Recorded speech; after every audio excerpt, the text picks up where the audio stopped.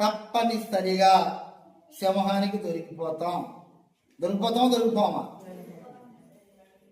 ప్రియులారా, ఈ లోకంలో మనకు కూడా కొన్ని దాహాలు ఉన్నాయి. ఏంటో దాహం అంటే శరీరాశ. ఏ ఆశ? శరీరం మీద ఆశ.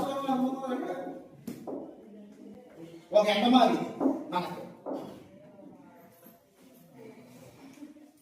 మన ఒంటి మీదకి ఎన్ని వస్తువులు కొనుక్కున్నా ఏమండి చెప్తాను చూడండి. ఎండమావి దానికోసమే మన పరుగులు కట్ట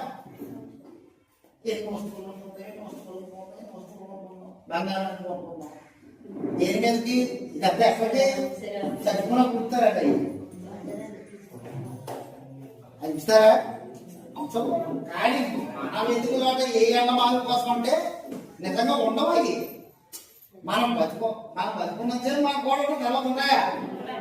కానీ లేని వాటి కోసం మనం వెతుకులాట కొరుగులాట. ఈ బంగారాన్ని లేకపోతే ఈ డబ్బుని సంపాదించే క్రమంలో ఎవరిని వదిలిపెట్టేస్తున్నాం అంటే నీతిగా వదిలిపెట్టేస్తున్నాం. నీరు అనగా వాక్యాన్ని వదిలిపెట్టేసి ఎండమాల కోసం పరిగెడుతున్నాం. అదే శరీరాశ.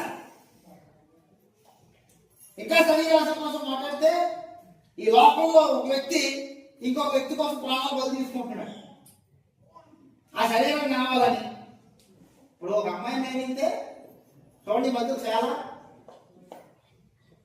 ఆ మనిషే కావాలి చచ్చిపోతున్నాడు.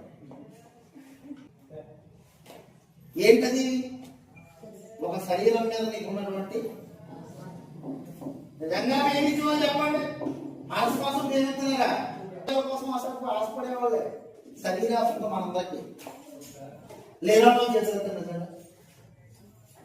శరీరాశ అనే ఎండమావి లేదండి నాలో. నా శరీరం మీద ఎప్పుడు నాకు ఆశ లేదన్నా చేతులు కొంతమంది చూడండి శరీరం మీద ఇప్పుడు బుడుపులు కట్టచ్చు అనుకోండి, కీములు వేసుకుంటారు. అయ్యో క్రీమ్ రాసి మరీ పాడైపోతాయి. కొంతమంది చూడండి అర్థంలో ఏమి అది ఎంతే వస్తుంది ఫస్ట్ దాన్ని సిదిపి నలిపి దగ్గరికి తయారు చేసుకుంటారు. మాకు శరీరం మీద ఉన్న ఆశ మామూలుగా జుట్టు మీద కొంతమంది ఆశ. మాకు ఈ మధ్యలో మాకు చాచి చెప్తుంది తలలు పోతుంటానంటే అయ్యే ప్రార్థన చేయమన్నా. ఏంటంటే తలలు పోతుంటే ఇన్నాళ్ళు ఇన్ని రకాల